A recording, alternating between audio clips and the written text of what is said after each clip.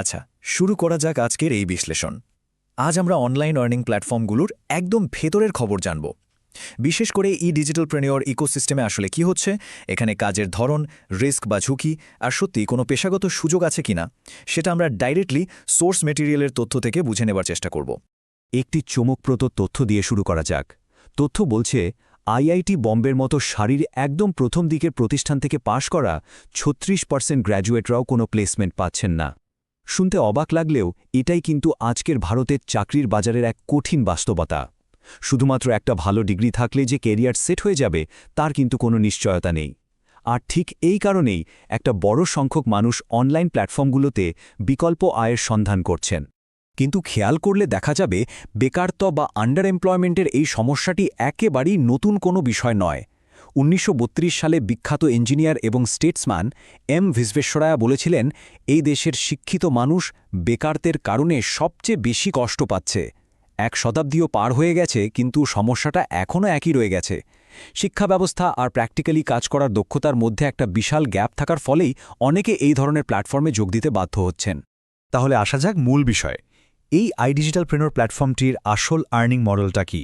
একে বলা হয় অ্যাফিলিয়েট মার্কেটিং, বা সহজ কথায় রেফার অ্যান্ড আর্ন মডেল। এখানে মূল কনসেপ্টটা খুবই সিম্পল। তাদের 40টিরও বেশি ডিজিটাল কোর্সের প্যাকেজ আছে, আর আসল কাজটাই হলো সেই প্যাকেজগুলো অন্যদের কাছে বিক্রি বা রেফার করা।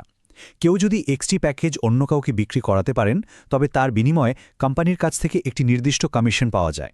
এটাই হলো এখানকার সবচেয়ে বেশি প্রচারিত আয়ের পথ। এখন একটা ন্যাচারাল প্রশ্ন আসতে পারে, যাদের কোনো ফলোয়ার নেই বা সোশ্যাল মিডিয়াতে বড় অডিয়েন্স নেই, তারা কি ইনকাম করবে না? সোর্স মেটেরিয়াল বলছে এখানে সম্পূর্ণ মেকানিক্যাল বা যান্ত্রিক উপায়েও আয় করা সম্ভব। তার জন্য 3টি ধাপ আছে। প্রথম ধাপ, ফেসবুক অ্যাডস রান করা, যাতে অনলাইনে কাজ করতে আগ্রহী মানুষদের খুঁজে বের করা যায়। দ্বিতীয় ধাপ, সেই আগ্রহী ব্যক্তিদের ডেটা বা লিডস কেনা। এবং ফাইনাল ধাপ হলো তাদের সাথে ডাইরেক্টলি যোগাযোগ করে এই ডিজিটাল প্যাকেজগুলো কেনার পিচ করা। এটাই হলো আসল মেকানিক্যাল স্ট্র্যাটেজি, কোনো ফলোয়ার ছাড়াই সেল আনার।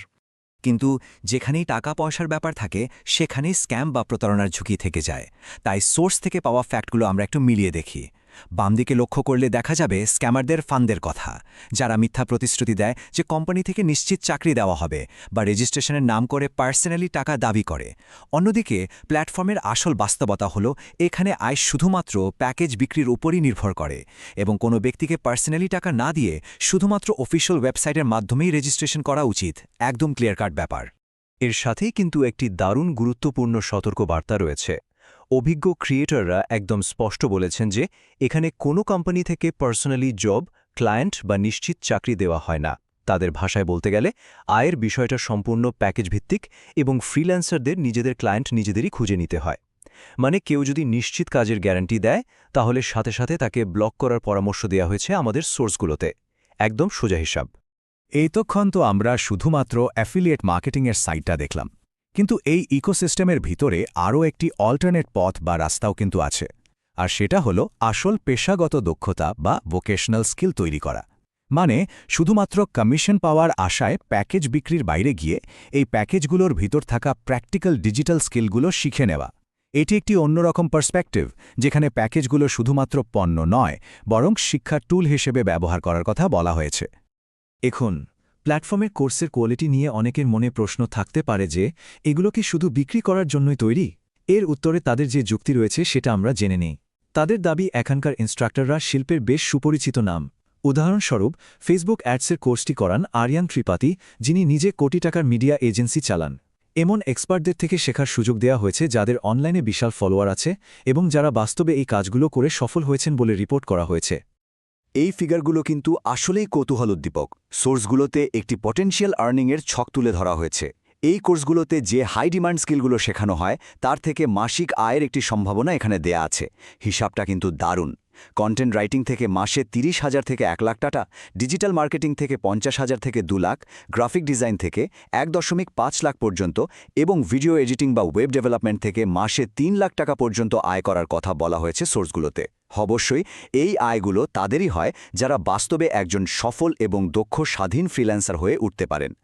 আর এই দক্ষতাগুলো কাজে লাগিয়ে আসলেই সফলতা এসছে কিনা তার কিছু উদাহরণও রয়েছে। সোর্স মেটেরিয়ালে উল্লেখ করা হয়েছে যে 12 ক্লাস পাশ করা এক ছাত্র মাত্র কয়েক দিনের মধ্যেই দুবাইতে বছরে 1 লাখ টাকার ওপরে একটি অফার পেয়েছেন। আবার শুধু মুখস্থবিদ্যার থেকে বেরিয়ে এসে প্র্যাকটিক্যাল ফ্রিল্যান্সিং শিখে অনেকেই তাদের জীবন বদলেছেন। এমনকি একজন প্র্যাকটিসিং আইনজীবী তার পেশা ছেড়ে ডিজিটাল মার্কেটার হয়েছেন এবং নিধি যোশীর মতো গৃহিণীরা সাবটাইটেলিংয়ের স্কিল কাজে লাগিয়ে আয় করছেন বলে জানা গেছে। এ তো সব গল্প আর সম্ভাবনার পরেও আমাদের একটা গুরুত্বপূর্ণ রিয়ালিটি চেকে কিন্তু আসতে হবে। শুধু একটি প্যাকেজ কিনলে বা রেজিস্ট্রেশন ফি দিলেই সাফল্য আসবে এমন কিন্তু কোনো কথা নেই। সাফল্য আসে কঠোর পরিশ্রম আর নিজের কাজে সম্পূর্ণ দক্ষ হয়ে ওঠার মাধ্যমেই। চাহে কেউ অ্যাফিলিয়েট মার্কেটিং করুক বা ফ্রিল্যান্স স্কিল শেখুক, আসল টাকা আসবে তখনই যখন শেখা বিষয়টিকে অ্যাবসলিউটলি পারফেক্টভাবে বাস্তবে প্রয়োগ করা হবে। দেখতে দেখতে আমরা এই বিশ্লেষণের একেবারে শেষ পর্যায়ে চলে এসেছি।